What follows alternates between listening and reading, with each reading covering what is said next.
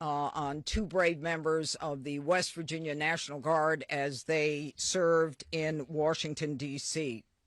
Unfortunately, today, as most families join together to give thanks for the blessings that have been bestowed upon them, two families are shattered and destroyed and torn apart as a result of the actions of one man. First and foremost, our hearts go out to the victims and their families. These are dedicated service members who were performing their duties in service to our nation, and they are currently in critical condition. They have undergone surgery. We pray for their well-being as they continue to be cared for in the best possible way.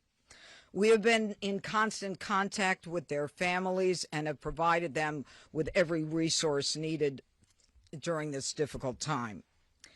The two National Guards men that we're talking about are Sarah Beckstrom, who's 20 years old, and Andrew Wolf, who is 24 years old. They were uniformed members of the West Virginia National Guard, and they were in D.C. to keep D.C. safe, pursuant to President Trump's executive order to make D.C. safe and beautiful.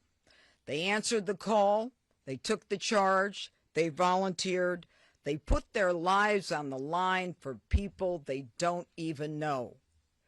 And that, unfortunately, is becoming a reality more and more for the members of law enforcement.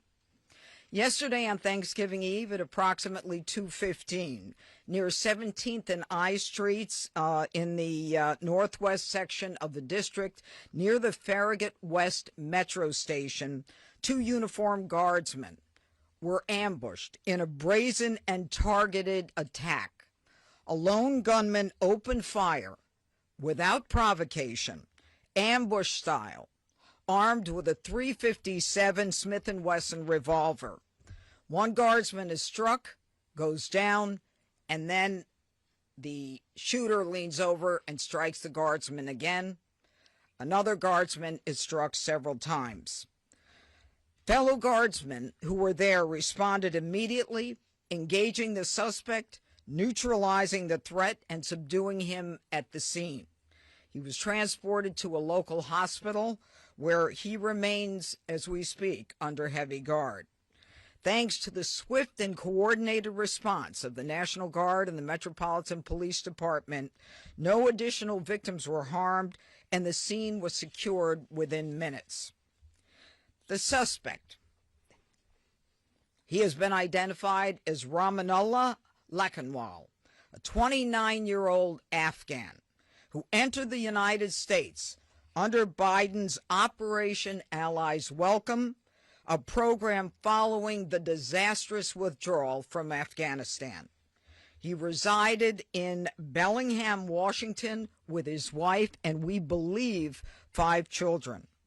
And we're working very closely with our federal partners, especially DHS and the FBI, to review his immigration history and the vetting process itself.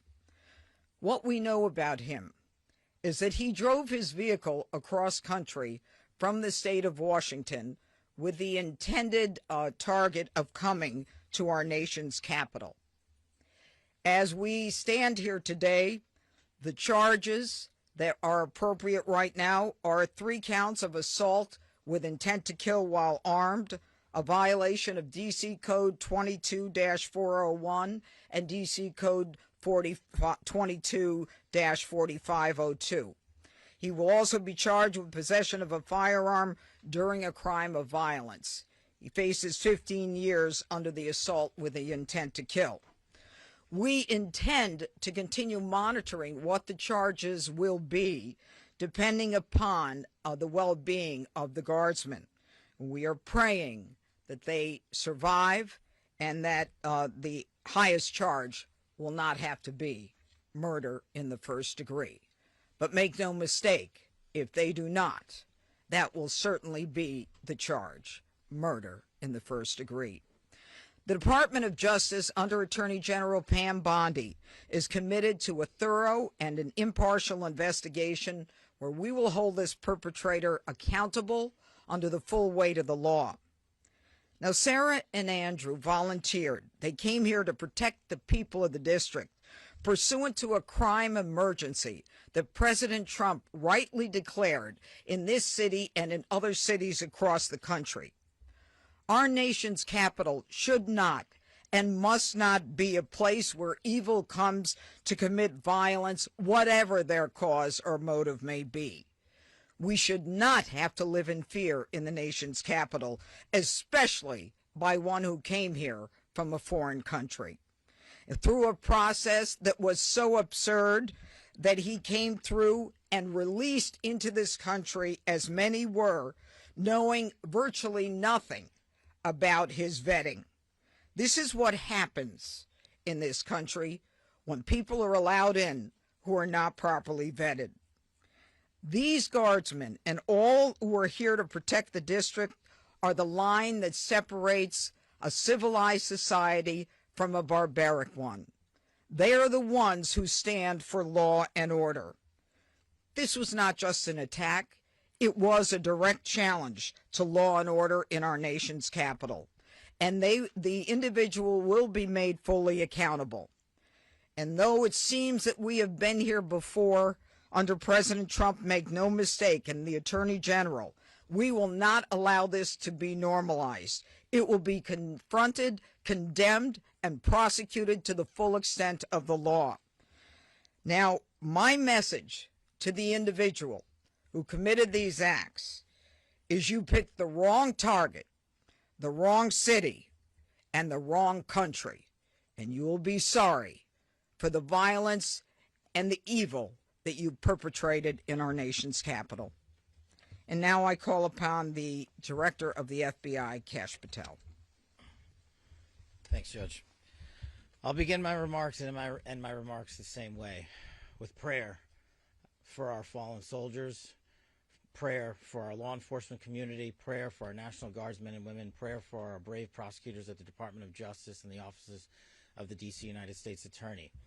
We must come together as a nation, especially on this Thanksgiving Day, and remember the sacrifices that so many are making around the world and around this country to secure our freedoms under President Trump's brilliant leadership and administration. I'll provide an update on the case as follows. It is an ongoing investigation of terrorism. Make no mistake about it. The FBI is leading out on this federal assault on a federal law enforcement officer investigation on many fronts. We immediately, with our law enforcement partners in the Metropolitan Police Department and the interagency, secured the scene, seized the weapon, sent in our evidence response team immediately to collect evidence, and started doing block-by-block canvasses. We are looking for and interviewing witnesses. The firearm and other materials have been sent to our Quantico laboratory already yesterday for immediate analysis. That work is ongoing.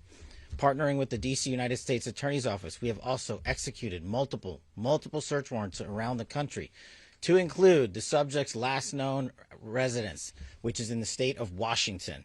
The search warrant was executed on that house last night or early this morning, and it is an ongoing process. All the individuals found in the house have been interviewed, and some interviews remain ongoing. We will not stop until we interview anyone and everyone associated with the subject, the house, and every piece of his life.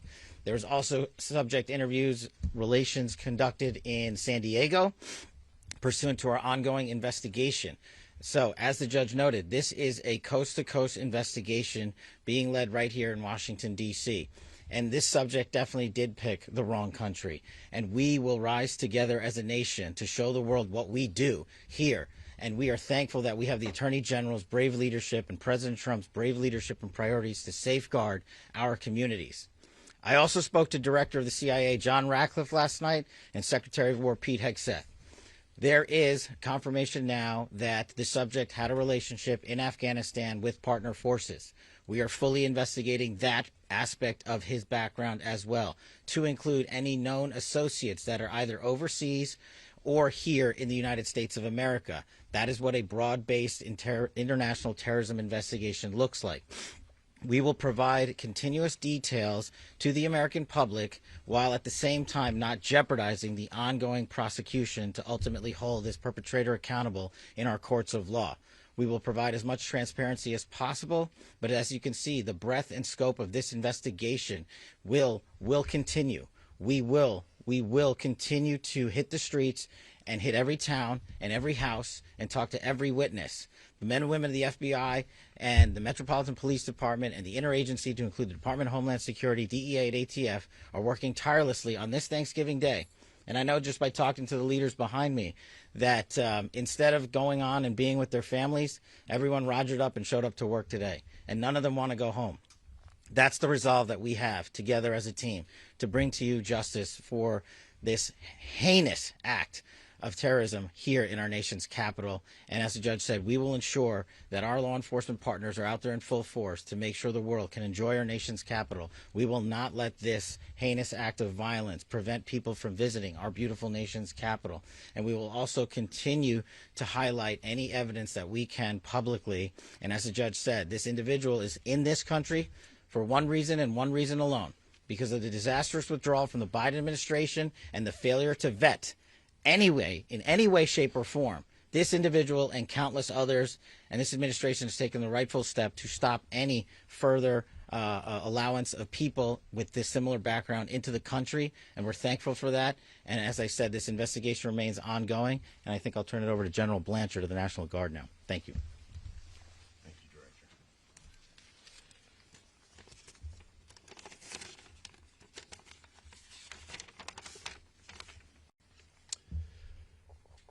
All across America this morning, families are waking up.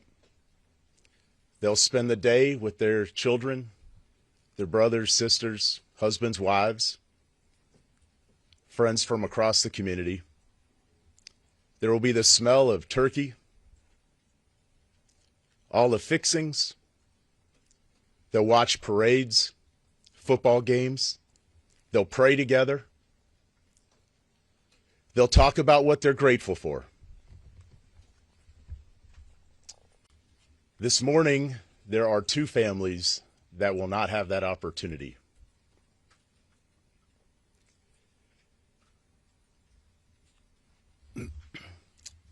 Andy and Sarah's families, they're spending the day reflecting on the past. And in the days coming, they'll reflect on and think about what could have been, what might be. Because regardless of the outcome, we know that their lives, their families' lives are all changed forever. Because one person decided to do this horrific and evil thing.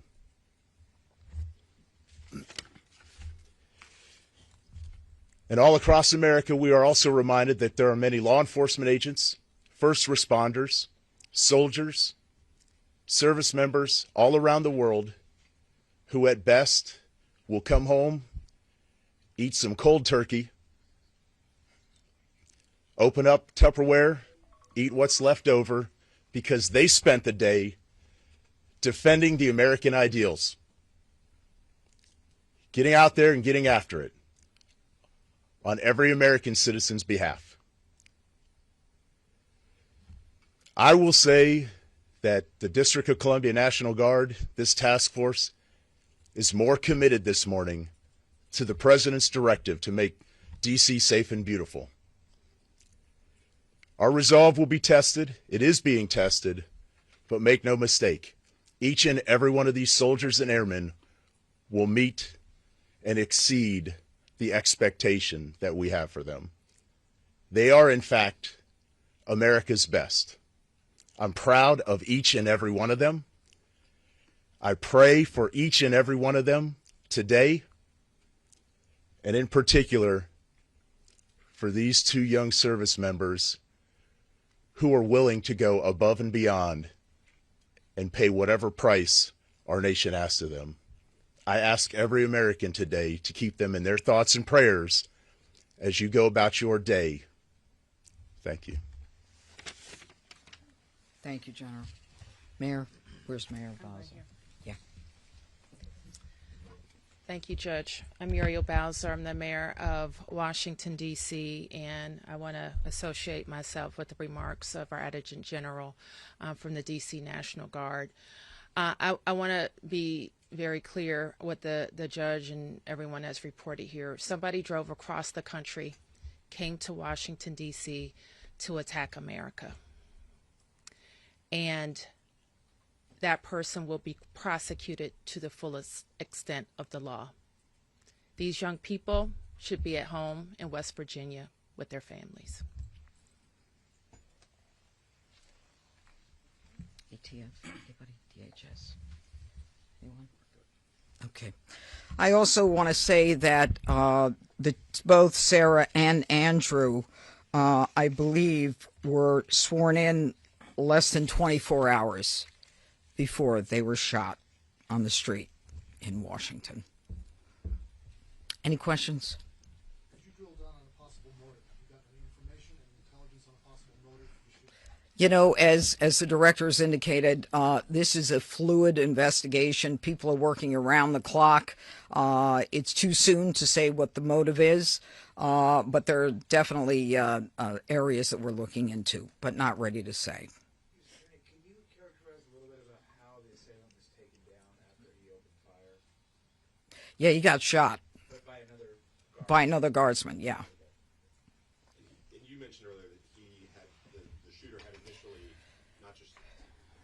shot one of the guardsmen, then leaned over as they were Shot him again. Yep. How many shots are we?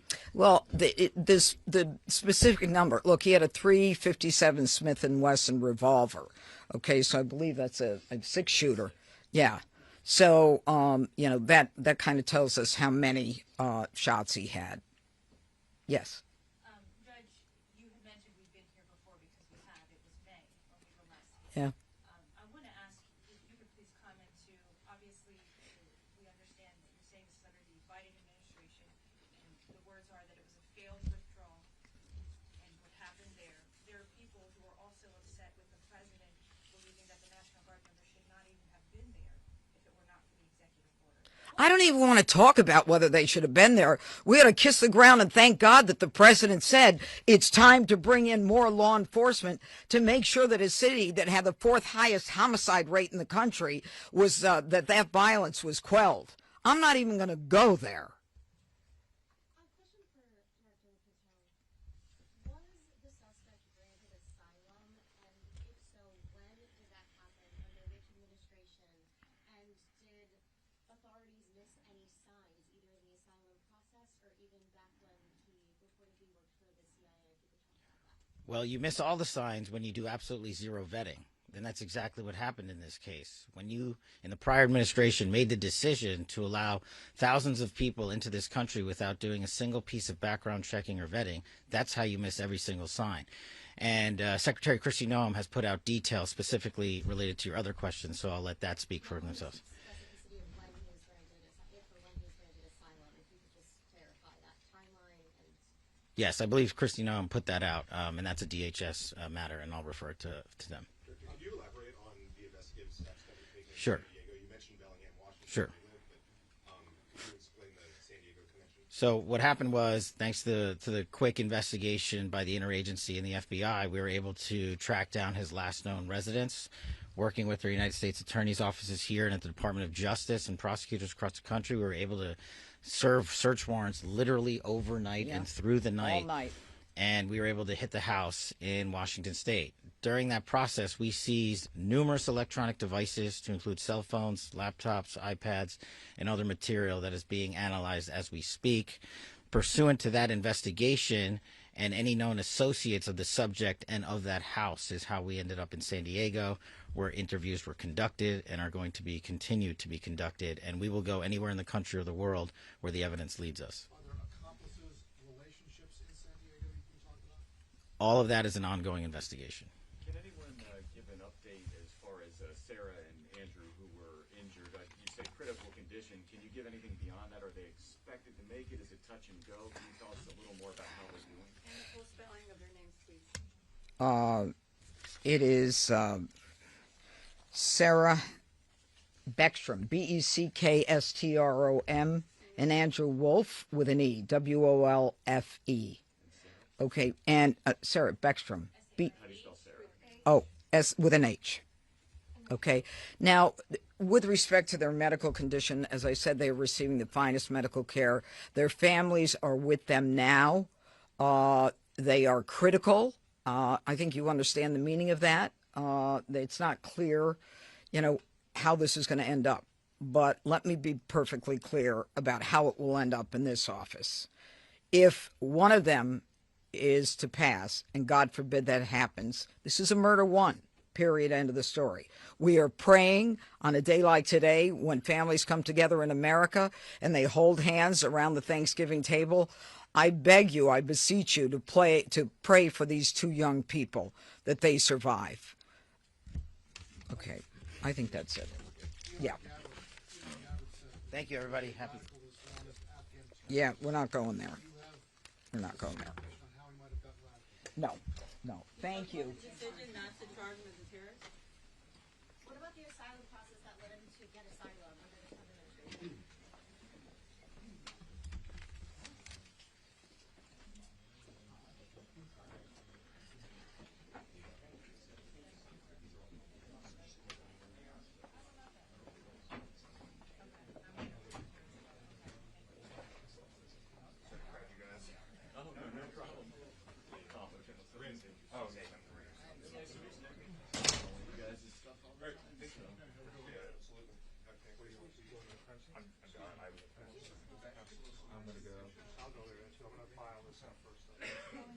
I'll see you over there. Yeah, I'll see you. Take it easy.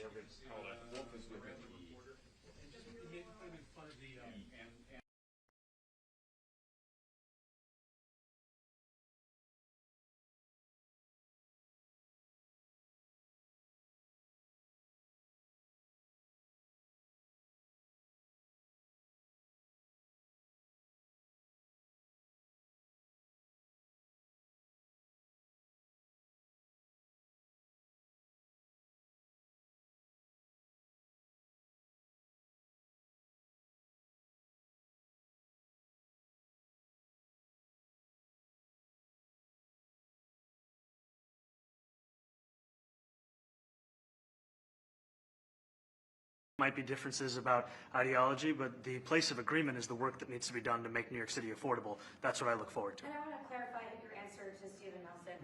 He asked about your comment calling the president a fascist, and your answer was, both President Trump and I have been clear about our positions and our views. Are you affirming that you think President Trump is a fascist? I've spoken about. That's okay. You can just say yes. Okay. It's easier. It's easier than explaining it. I don't mind.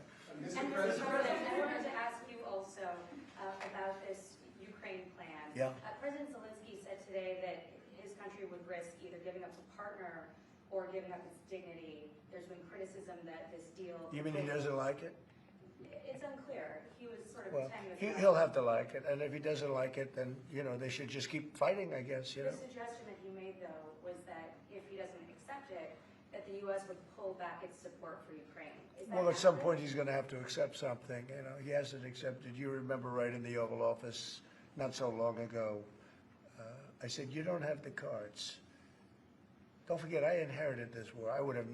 This war never would have happened. I inherited this war. And I thought he should have made a deal a year ago, 2 years ago. The ultimate deal would have been if it never started. That would have been the good deal. That could have been done too if you had the right president, but you didn't have the right president. Mr. President, cost of living is something that you and Mr. Mamdani seem to agree on. Right. Democrats have run New York City for a long time, Mr. Mamdani. Do you see Democrat policy specifically as being a problem? And I'd like that to be a question that both of you could answer in New York City. Look, I think that there are many things in our city where we have to own the responsibility of it, things that existed long before the president was the president. And those are also part of the message of our campaign, was to take on a broken politics of the past. And I ran against a number of candidates who represented different versions of that past. And what we found time and again is that working people were left behind in the politics of our city. And what we're looking to do is put those people right back at the heart of our politics so that we don't have a situation where we're in the wealthiest city in the history of the world, and yet 1 in 5 can't even afford $2.90 for a Metro card. We had some interesting conversation, and some of his ideas really are the same ideas that I have. But a big thing on cost, the new word is affordability. Another word is just groceries. It's sort of an old-fashioned word, but it's very accurate. And they're coming down high. They were, you know, we had, both of us, we had the highest inflation in the history of our country the last 4 years under the Biden administration. And we've got inflation down now to a normal number. It's going to go even a little bit lower than that. Katie, do you have something in a bit? Mr. President, thank you so much. Mr. Mamdani often talks about New York City being covered by international law, that they will follow international law. Doesn't often talk about the U.S. Constitution. What is your response to that? Well, I don't know what you're referring to in terms of it could be covered by international law, local law. It's covered by a lot of laws, but it's covered by U.S. law. Are you referring to anything in particular? He just says that they're a city that endorses and enforces international law. Is that at odds with? No, I don't know. Would you want to? Do you want to respond? Yeah, I think what I've shared with the president is our desire to not only follow the laws of our own city, laws that protect New Yorkers, but also a desire for consistency in our politics across the board. And that's something that we've talked about and something that I know many New Yorkers want. We discussed ICE and New York City, and I spoke about how the laws that we have in New York City allow for New York City government to speak to the federal administration for about 170 serious crimes. The concerns that many New Yorkers have are around the enforcement of immigration laws on New Yorkers across the 5 boroughs, and most recently we're talking about a mother and her 2 children, how this has very little to do with what that is. What we did is we discussed crime. More than ICE per se, we discussed crime. And he doesn't want to see crime, and I don't want to see crime. And I have very little doubt that we're not going to get along on that issue. He wants to, and he said some things that were very interesting as to housing construction, and he wants to see houses go up. He wants to see a lot of houses created, a lot of apartments built, etc. And you know, we actually, people would be shocked, but I want to see the same thing. Mr. Mamdani, anti-Israel protesters. Jack? Mr. President, I wanted to know one of the policies as well that Mayor-elect Mamdani talked a number of times about on the campaign was shifting the tax burden for property taxes from what he called minority communities to white-based communities and putting more taxes on white people. I also noticed that in your acceptance speech you didn't mention anything about America or Christians or white people in general, and so I didn't know if that was one of the policies that you guys had spoken about. We focused on affordability. We focused on the cost of living crisis. What I will say is that I am very much interested in property tax reform, because what we see right now in New York City is a system that is so inequitable that it can't even stand up in court. And the president and I spoke about the importance of not only building more housing, but also making sure that regulation of housing is something that is manageable to actually get through and not the cause of yet another weight that we see in our city. To be clear, you're continuing this idea of race-based property taxes. No, to be very clear, that's what you said. No, the use of the term was a description of neighborhoods, not a description of intent. So you intend to tax the whiter neighborhoods more? No, we intend to create a fair property tax system because we want a New York City that is not only fair and equitable, but also one that every New Yorker can afford. Mr. Mamdani, anti-Israel protesters Please, go ahead. Mr. Mamdani, anti-Israel protesters just targeted a synagogue in New York.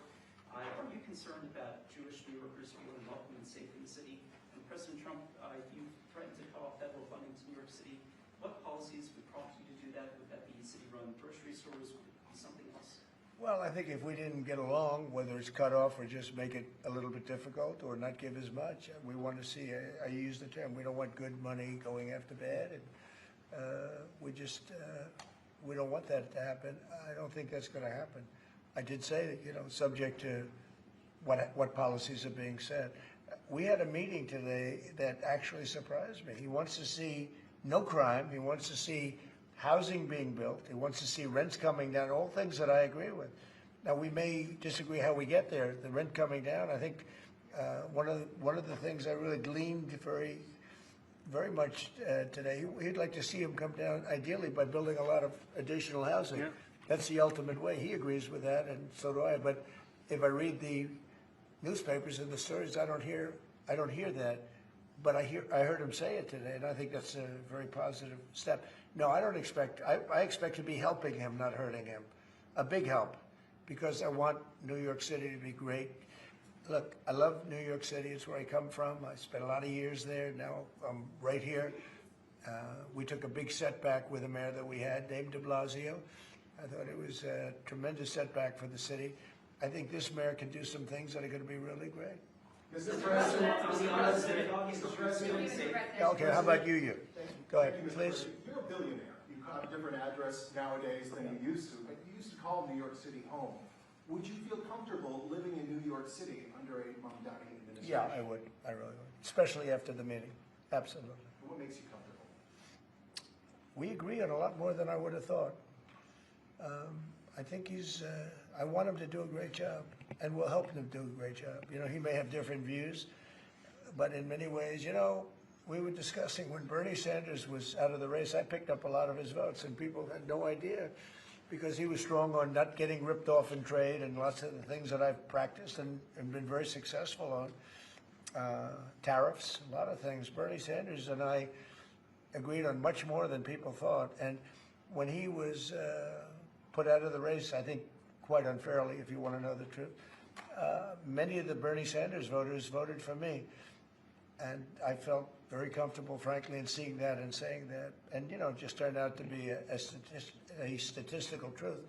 But no, I feel very comfortable. I would feel very, very comfortable being in New York, and I think much more so after the meeting. Yes, please. Thank you, Mr. President. I have a question for you, but a very quick one for Please. the mayor. Why did you fly here? Aren't trains greener? I will use every form of transit, and I want to make sure that they're all affordable in New York City, and that's why making buses fast and free is a centerpiece of our campaign. I know, but if he flew, that's a lot quicker too. You know, I mean, he's working very hard. For him to be, that's a very long drive. I'll stick up for you. You know, the plane takes you 30 minutes and driving takes you a And long Mr. time. President, I was wondering if you could clear up some confusion around a Washington Post report. There was this explosive report that the Coast Guard is no longer going to characterize swastikas and nooses as hate symbols. DHS called that a lie and fake news.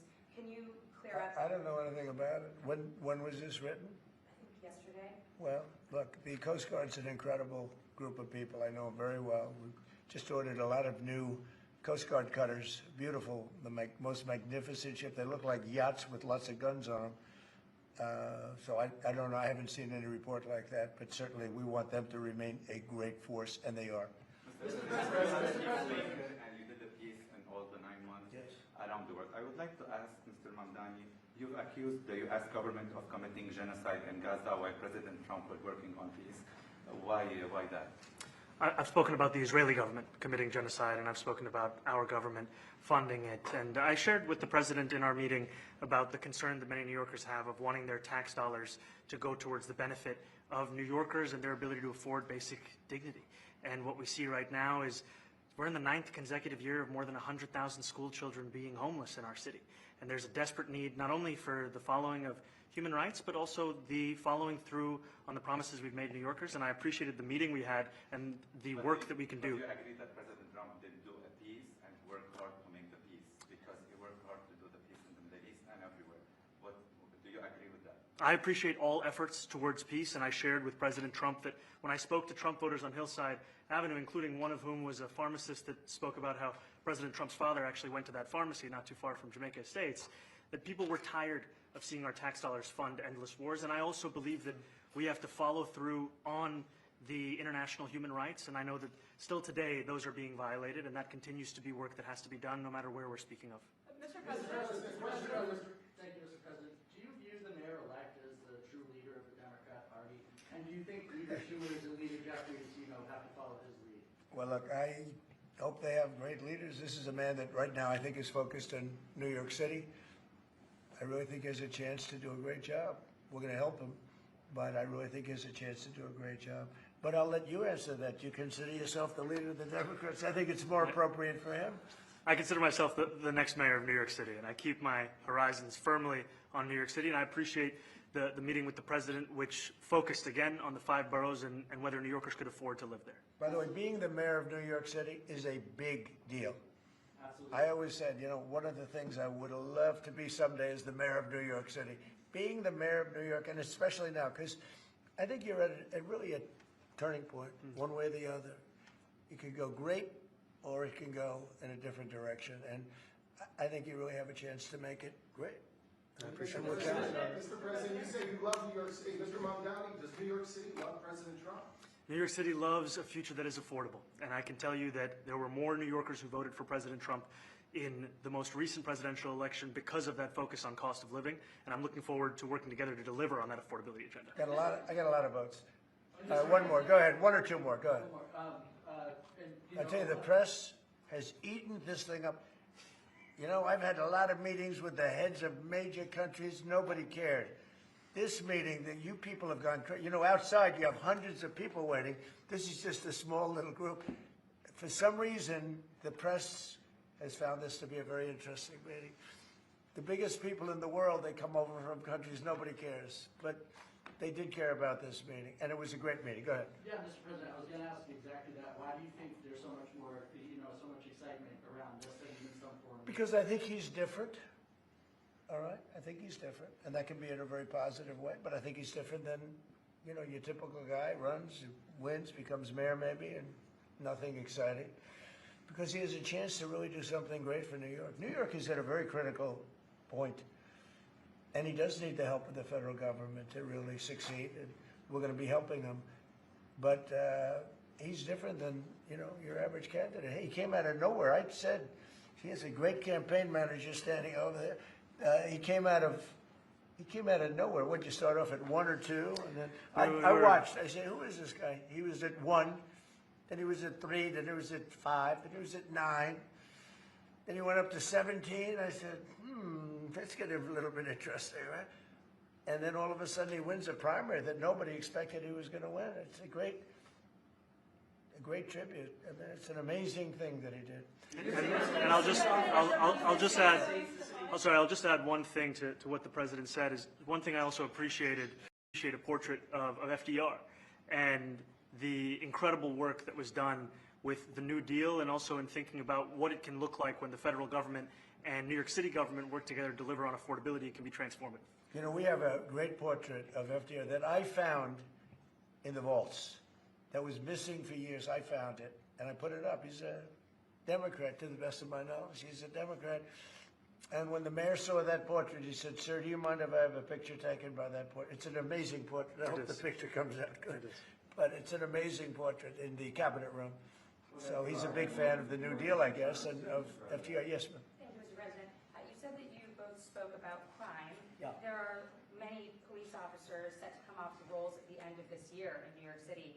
Are you going to allow those police to be replaced with police officers, actual cops? And are you going to require that that happens? Would there be some consequence? Well, I hope it happens, but again, that's going to be ultimately the mayor's decision. What's your answer?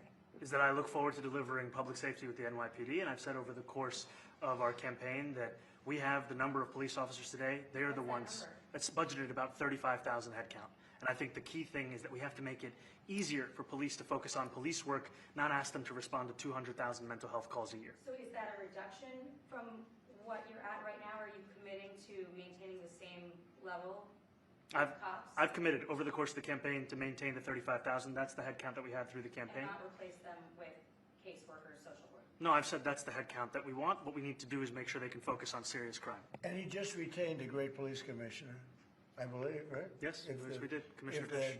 If the newspapers are correct. That one they're correct about. He retained, I think, somebody that is she's a good friend of some of the people in my family, of Ivanka, and they say she's really good, really competent, and he just retained her, so that's a good sign.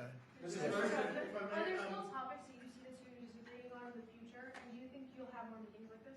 There will be topics that we disagree on. I think we'll probably come to a conclusion, and ultimately, he'll convince me, or I'll convince him. It's for the good of New York. Ultimately, it's for the good of New York. I don't care about affiliations or parties or anything else. I want to see if this city could be unbelievable, if he could be a spectacular success, I'd be very happy. Do you think you guys will meet more in the future, too?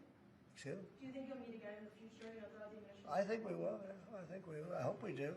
I enjoyed the meeting. We had a great meeting. Please. Mr. President, Republican Elise Stefanik has campaigned multiple times by calling Zohran Mamdani a jihadist. Do you think you're standing next to a jihadist right now in the Oval Office? No, I don't, but she's out there campaigning, and you say things sometimes in a campaign. Isn't that sort of She's a very capable person. but you really have to ask her about that. But I don't particularly. I think I met with I met with a man who's a very rational person. I met with a man who really wants to see New York be great again. And I can say again, because New York was great. You know, when I came down to Washington initially, the city was so hot. It was doing great. We were having some telltale signs of problems. We had a mayor that was not doing a great job, but still, it was moving along. And it went bad. It really went, pretty bad. And I think it's been at lower points, but it went pretty bad. I think he can bring it back. Now the question is, will he bring it back all the way?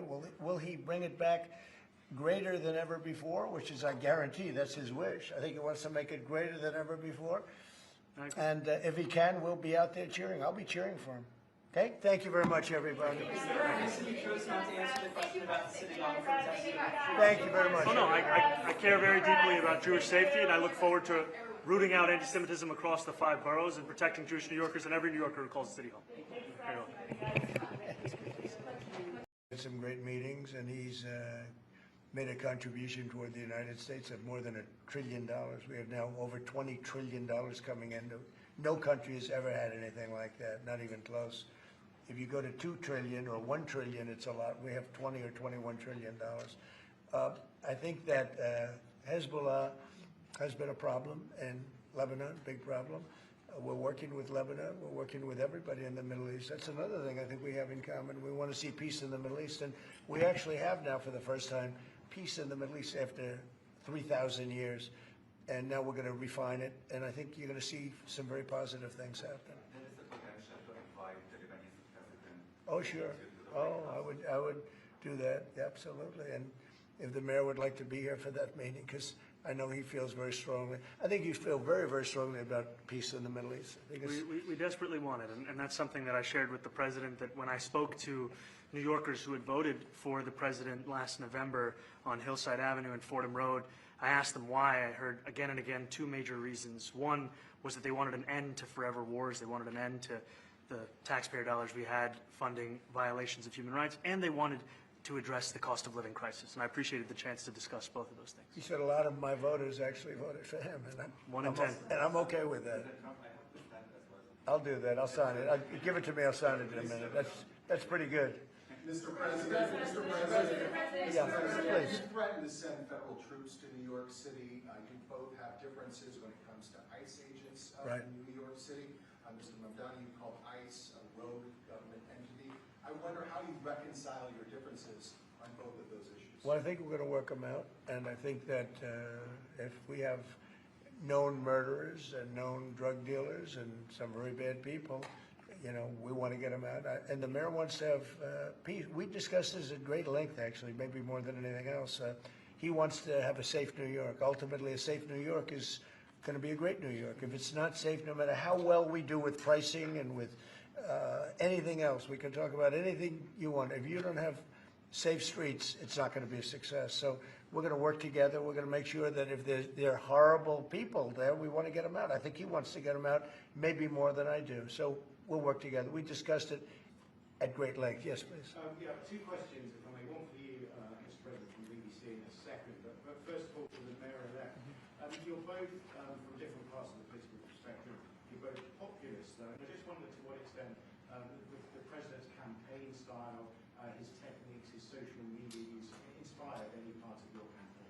Well, I actually told the president that, so much of the focus of our campaign has been on the cost of living crisis. And when we asked those New Yorkers who had voted for the president, when we saw an increase in his numbers in New York City, that came back to the same issue: cost of living, cost of living, cost of living. And they spoke about the cost of groceries, the cost of rent, the cost of Con Ed, the cost of childcare. And too often, politicians are looking to lecture to New Yorkers what they should care about, as opposed to listen. And when we spoke to those voters who voted for President Trump, we heard them speak about cost of living. We focused on that same cost of living, and that's where I am really looking forward to delivering for New Yorkers in partnership with the president on the affordability agenda. And I think we have to work a little bit. We talked about Con Edison. We have to work a little bit on getting the prices, because, we've gotten fuel prices way down, but it hasn't shown up in Con Edison. And we're going to have to talk to them. if we're sending them fuel at a much lower price than it was a year ago, which is true, we have to get Con Edison to start lowering their rates. Absolutely. And if I may, last week you told me you were pushing ahead with your plans to sue BBC for up to $5 billion. You were going to speak to Prime Minister Starmer as well. Is there any progress or any updates on those issues? Well, we get along very well with the Prime Minister. We made a deal with UK. I like him. He's a fine person. And, you know, I think they have some big energy problems. You know, they've got windmills all over the place. They're going to have to start using other methods because their energy.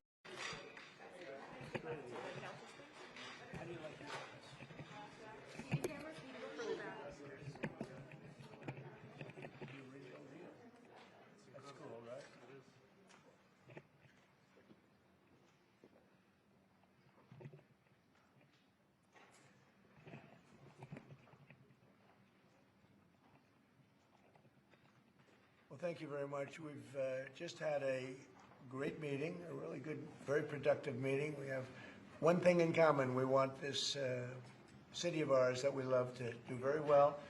And I wanted to congratulate the mayor. He really ran an incredible race against, you know, a lot of smart people, starting with the early primaries against some very tough people, very smart people. And he beat them easily. And I congratulated him. And we talked about some things in very strong common, like housing and getting housing built, and food and prices, and the price of oil is coming way down. That anything I do is going to be good for New York. If I can get prices down, it's good for New York, and we've got them down, way down from last year. We have, as you know, I've been saying to a lot of people, Walmart said that Thanksgiving this year is exactly 25% less than last year, so that's good for New York, good for everybody. But I just want to congratulate. I think you're going to have, hopefully, a really great mayor. The better he does, the happier I am, I will say. There's no difference in party. There's no difference in anything. And we're going to be helping him to make everybody's dream come true, having a strong and very safe New York. And congratulations, Mr. Mayor. Thank you, Mr. President. Thank you. I appreciate it. Please. I appreciated the meeting with the president, and as he said, it was a productive meeting focused on a place of shared admiration and love, which is New York City, and the need to deliver affordability to New Yorkers, the 8.5 million people who call our city their home, who are struggling to afford life in the most expensive city in the United States of America. We spoke about rent, we spoke about groceries, we spoke about utilities, we spoke about the different ways in which people are being pushed out, and I appreciated the time with the president, I appreciated the conversation. I look forward to working together to deliver that affordability for New Yorkers. Thank you very much. Any questions, please? President Trump, Stephen Nelson from the New York Post. I've got a question for you and then also one for Mayor-elect. Sure.